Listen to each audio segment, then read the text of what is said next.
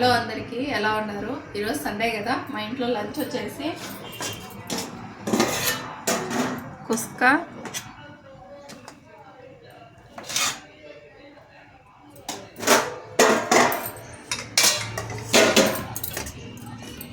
Mutton curry,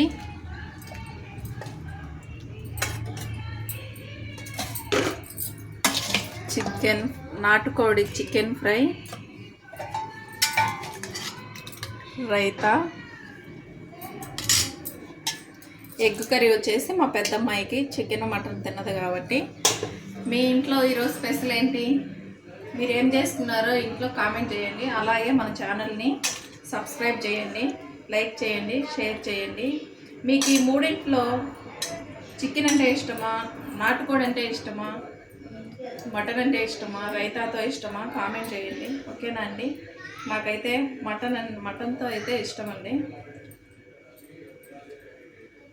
మా అమ్మ చేసుకొని వచ్చింది మటను చికెను.